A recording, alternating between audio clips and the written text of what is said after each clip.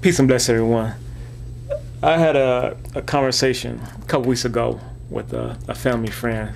It's actually my wife's good friend from her childhood. And we got on the subject of prison. Well, the subject really was about God and truth, of course. And then we got on the issue of prisons. And actually, I made a video some months ago about the need for change in our prison system, but I don't put the video up. Excuse me. And so when I was talking to her, something new came to mind. Because if you have been to my political party website, and I know I've spoken about it at some point in time in the past, about our prisons need to be changed because we have too much focus on punishment and not enough focus on rehabilitation. Thus, we have not enough love, not enough unconditional love within our judicial system, our prison systems, our justice system. We don't have enough love. We need more love. We need to try more to understand the human condition, understand those who commit crimes, why it is, and why it is. Because a lot of times, I mean, if somebody steals because they need food, can you fault them? And whose fault is that? Whose fault is it that they have to live in a system where if you don't have money, you can't get food? I mean, a necessary requirement, something they need to live. What else are they supposed to do? Would you not kill to live? So if you would not kill to live to save your life, why would look down on somebody when they go to steal to live? I don't understand that. I don't understand that, and that's why I watch a lot of these videos. I'm trying to understand other people's thought process, train of thoughts. I know how I think within my own reality, and so I hear how other people think. But when I listen to people and I listen to them talk and I hear what they're saying, I can understand what they're saying, but I guess I don't understand why they're saying it, why they're thinking that way, why it is that they see things the way they see it. Because I know how I see things the way I see it. And you know, it's not that I am correct in how I see it. It's not that I'm right, because as you know, it's not about being right. Is that's the truth of how it is. That's how I see it, and that's how my mind, my brain processes things. Oh, nasty wreck. And so I know that ultimately it's the same for them, that they can only go off of what they're able to process. And so once again, I mean, so that speaks something. If that's true, then you know, we're a slave to our body. We are a slave to our own true nature. We are a slave to our brain, the process. We're a slave. If somebody can't understand it, they can't understand it, no matter how much I say. So I guess I'm trying to figure out, well, how do I connect? How can I speak in their language? How can I speak in a way that you can understand? How can I relate to you? How can I change my message so that you can understand it, so that you can understand it, so that you can grasp it, and then more to understand it, so that you can believe in it and want to follow it and be a part of it, and be a part and come together with me to do these things. And once again, it's not me assuming that what I am is right. It's me trying to do what is true and believing what it is I'm dealing with is true, or the truth.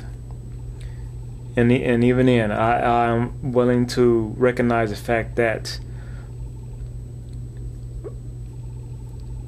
you know, when I say truth and I hear other people, even Brother Sarnetter said that, you know, what he say? He asked me what I believed in, and you know what was my cause was about, and I told him it's all about truth, and he said he was too.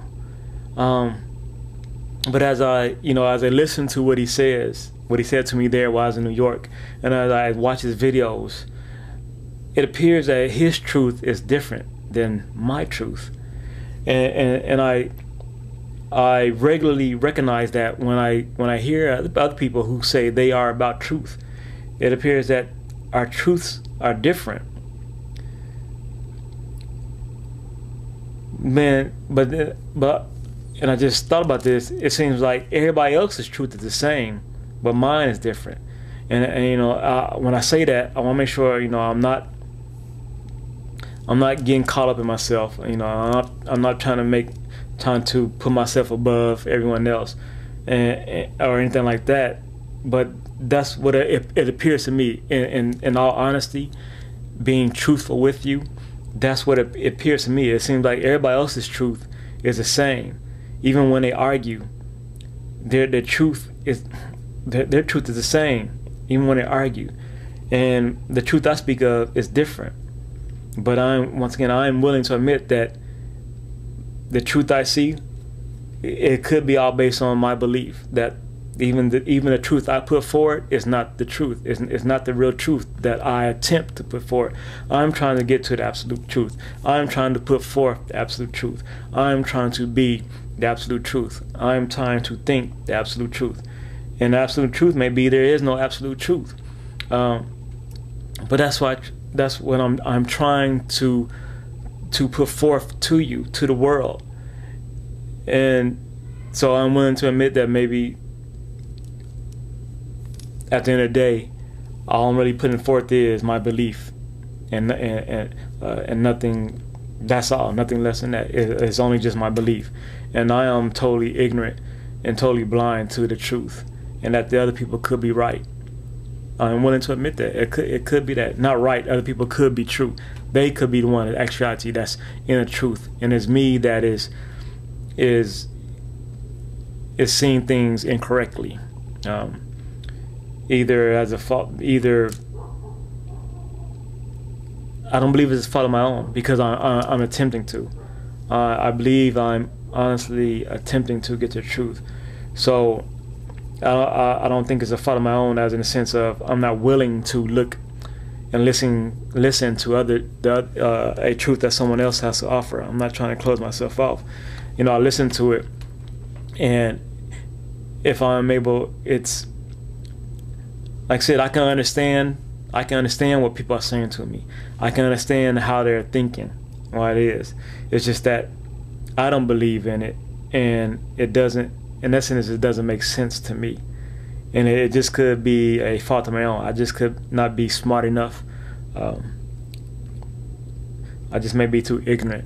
I may not be enlightened enough, or whatever it is, and it prevents me from seeing the truth of what it is that they have to offer. I am willing to admit to that. So I try to make sure I focus on that and stay in that. So anyway, then we go back to prisons, which was what I was on. So it is my thought. So this is what I feel about prisons. Okay.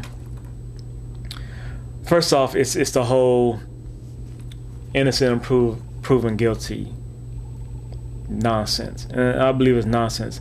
I don't know why that is said. I don't know why we allow it, because I believe the truth is our actions show otherwise. We lock people up when we believe they have done something, committed a crime. When we catch them or didn't catch them or report it, they're locked up, right? They are locked up and then are required to come up with the money to get out on bail, if bail is given. You know, sometimes bail isn't given. But how can bail not be allowed, excuse me, if the person is innocent? Thus, if someone is innocent, why are you locking them up? Or how can you justly lock them up if they're innocent until proven guilty? We're going to lock you up until we can prove that you actually did it. It's backwards to me, and it's sort of insulting. It's like insulting my intelligence, and I'm not sure why it doesn't insult your intelligence, because the actions say otherwise. You say I'm innocent, but even though I'm innocent, I have to be put in prison with people who are guilty, or other people who are waiting to be proven guilty, locked up with murderers and killers and rapists and things of that nature, but I'm innocent. I'm innocent, but you're not doing anything to protect me from those who are guilty. I'm innocent, but I'm required. Sometimes I have to borrow money from friends and family. Sometimes I have to sell possessions. I have to sell my house or put up a second mortgage. I have to defend myself, but I'm innocent. It doesn't correlate to me. And once again, so that's when I hear what people are saying, what they're doing, I understand what you're saying, but for me, I don't understand it myself or how you come to that conclusion. That doesn't make sense to me. As I try to process it, it doesn't make sense. To me, the current system is dictating and saying that you are guilty until proven innocent, right? Until you're going to before the jury, until you have the defender come up and prove that you didn't do it, and then they let you go, you are guilty until proven innocent.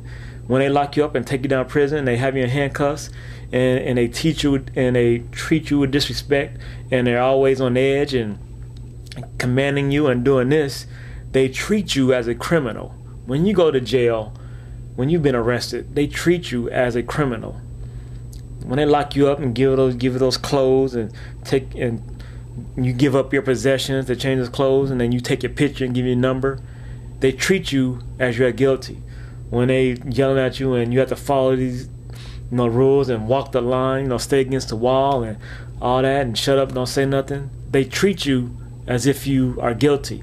When they have you in this cold cell with 2 benches and 6 men up in here, and you laying on the floor, and toilet is nasty, and the phone barely works, it's cold, you don't got no covers, and you're in there and you're just in there waiting, that's treating you as if you are guilty in my mind. That's how you treat somebody that's innocent. That's how you treat somebody who hasn't done anything. You treat them in that way. Somebody who hasn't broken any law, that's what you do to people. That's how you treat them. That's how you treat someone. So what's the difference between so if that's how you treat them when you're innocent, and then when you're found guilty, you're still in the same conditions, where's the difference? So if you're treated that way when you're innocent, the conditions don't change when you're found guilty. You're still in the same conditions. So how can they say and justify that you are presumed innocent until found guilty? I don't understand it. To me, in my mind, if that's true, then if somebody's accused of something, they don't go to prison. They don't get locked up. They stay out until you can prove them guilty. And if they run somewhere, if they run off, then maybe that proves that their guiltiness. Or if they committed a crime, then and you can prove it, then that may prove their guiltiness. If you can't prove it, then you still have to assume they're innocent. If somebody accused of killing somebody, and say you don't send them in jail, and say they truly are a murderer, but you weren't able to prove it yet, and then murder someone else, well, there's still some other way, right? There's still some other way to treat somebody as innocent to prove them guilty. If it takes putting a bracelet on them, and actually just thinking about it, I'm gonna fall back onto the fact that's why if we had cameras everywhere, then you can watch those who are presumed who are innocent until proven guilty, and then at the same time that gets rid of a lot of uncertainty in trying to prove somebody guilty. If you can see everything that occurs, then you can see somebody if they killed them. You can see it there on the camera. It's there, or having the RFID devices implanted in them. And did I ever make the video saying that was for having the RFIDs implanted? Because once again, it's a system of keeping track of everybody for their safety and for the safety of the community as a whole. If I know where you are at all times and you commit a crime, then I can prove if you were there. And I can prove by way of knowing your location. I can prove by way of video proof of seeing you. And also can say, I can prove that you weren't there.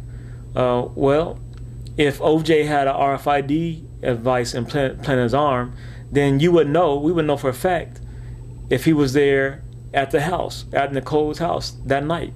We at least would know that. Will we know if he killed him? No, but we know he's there. Well, how do we know if he killed him? Well, let's go to the camera. We could we go to cameras, bring up the video footage, and we could see OJ there. Well, let's say OJ had a mask. Well, at what time was OJ there? What was his exact location? We can get down to the exact location. He was there on the steps in the front at a certain time, and on the video at this certain time, we can see that Nicole and what was the guy's name? They were getting killed, and so it's 3 people there. We see 3 people on camera. The RFID says there are 3 people there. It's OJ, it's Nicole, Ron Brown. And so thus we can conclude that yes, that was OJ. And so that's what I think is necessary. And like I said, I see it in my mind as being just, as a necessity. I don't see it as taking away any freedoms. Freedom for what? Why is it taking away your freedoms because you can be followed or because your location is known? You're still free to do whatever. As long as you're doing within the law, free to be yourself. Why do we feel it's necessary to be hidden or not seen, or for whatever reasons? I mean, I really don't care. I just want to care about being seen. And once again, especially if this speaks to a way of creating safety within the community, within the United States, within the world. It's a way to cut down on crime. It's a way to get rid of that presumption to try to prove when that's a way to cut down on some crimes. And that's just one part of the system, of a system to change this entire world for the betterment. Right? So once again, so that's the thing about the presumed innocent. We gotta change that. And then once someone is locked up, I don't believe that any prisoner should be able to interact with another prisoner. Once again, the truth speaks to it. I mean, look at the prison. Have you seen these shows on TV that go inside these prisons? I mean, between the drugs, the violence, the way that they are in prison and can affect things on the outside. I don't understand that. I don't understand why that's allowed. How somebody can still be commanding things on the streets when they're locked up in prison. It's because they allow access to other people. You know, the gangs are still running wild in the prison, and they can get out word to the outside world, and they got the gang wars within the prisons. Why is that violence allowed? Why is it allowed? Why is a person who's there for stealing allowed to be subjected to the treatment of a mass murderer? That doesn't equate to me. You're not protecting them. And once again, that comes with love. With love, I wouldn't people. So the truth is, people are assaulted in prison. People are raped. People are killed, and all that because it's allowed. Because people are allowed to interact. Guards are put out harm because they have to deal directly. And that's another amazing thing. A lot of times I see these shows, and it's like one guard to 100 prisoners. I don't understand that. It's one guard out on the yard, and he's not armed. And then you have the guards up in the tower. So anytime, and it has happened, and that's the thing. The truth dictates that it has happened, and that it can happen, and that it will happen. A guard will be attacked and killed. And I don't understand why the guards allowed that. One guard out there on the yard with all these prisoners. It doesn't make sense to me. That's the thing. It doesn't make sense to me. All right, so like I said, all prisons be separated. You go to jail, prison, you have no contact with anybody else. Everything's automated. You're in your cell. You get your tray of food straight through the doors. Your restroom is there that you need, whatever. You can get to the outside in some way. There, you are totally secluded. But while you are secluded, you are being helped. We're not there to punish you as much as we're there to try to rehabilitate you and help you. If you have a problem, then let's see what the problem is. If it's a problem, if it was just a matter of circumstance, then we have to be truthful with that. And that's the essence of a just society to me. It's getting to the truth of things. We don't get to the truth of things. So everybody's secluded. You cut down on people being able to have influence outside, influence on jails. You can't bring drugs in because you never see anybody. You don't interact with nobody. You have a computer screen or whatever, and you deal with that, and you deal with a psychiatrist, whatever, over the screen or whatever it is, stuff like that. And then at the same time, like I said, you're protecting prisoners from other prisoners. You're protecting the outside world from presence, that just cuts down a lot of things. And then at the same time, let's say you have a murderer in prison, okay? You have a murderer. You do realize that for some people, they actually get enjoyment out of killing, out of hurting other people. That happens. Some people are wired that way. And we have to be open to the truth of that fact that people are different. People are wired differently. And so we got to have compassion on a person who gets happiness out of killing. Just the same way you get happiness, out of watching, your favorite team play or winning, happiness out of going to movies, happiness out of being with your family, whatever it is. These people get actual happiness and enjoyment out of hurting other people or hurting other animals, things of that nature. Things like that. So it's more of their nature than it is necessarily their fault. It's just that's how their brain is wired. I mean, so in our mind, it's telling them, if I kill, I'll be happy. If I kill, I'll be happy. If I kill, I'll be happy. At a certain point in time, you can't expect everybody to fight that urge. It's an urge. You can't expect everybody to do that. Somebody's gonna fail. There's gonna be some who can fight that and say, well, no, society as a whole said that's wrong. I can't do that. But you can't expect everyone to fight that, to be able to win that battle. And so you gotta have compassion and love for that fact, for that truth. And so, like I said, so you had a person who just is just a danger to society, who just cannot, for the life of them, change their ways. Do you put them in jail and throw away the key? No. No, you don't. You still show love and compassion for them. What it is, you still put them in jail. You put them in jail, you separate them from society, and you tell them, hey, look, we realize that it's just who you are. You are a danger to society, or maybe they don't. And if they don't, then that speaks to something else. If somebody's a killer, but they still say, well, I don't see what's wrong, then okay, so be it. We know that they're a danger to society, so we put them in jail, but that doesn't mean we can't make them comfortable. That doesn't mean that we can't provide a nice, comfortable bed for them, a couch, a chair for them to kick back in, TV or whatever, whatever food they want, nice air conditioning, nice environment. They can see the birds sing. That doesn't mean that we can't still love them, take care of them. We just have to separate them from the rest of society. And to me, that's what a just society would do. One that is based on unconditional love. That's one that is founded in truth, in uncompromising truth. That's what a truly just society does. We need should figure out what it means to be humane. What does it mean to be humane? To be a human. To really treat somebody with love, to really have unconditional love. And I hear it. Once again, even there, my unconditional love seems to be different from everybody else. I hear plenty of people talking about unconditional love, especially Christians. But can you say that? I don't hear people saying that. But I'm saying that, and so that's my brain process. That's how I think. That's how I see unconditional love. I'm gonna love you no matter what, and I'm gonna try to understand you, try to help you, try to see what's going on. And if you can't be helped by way of talking, and if you can't see the error of your ways, then I'll do what's necessary to prevent you from hurting someone else.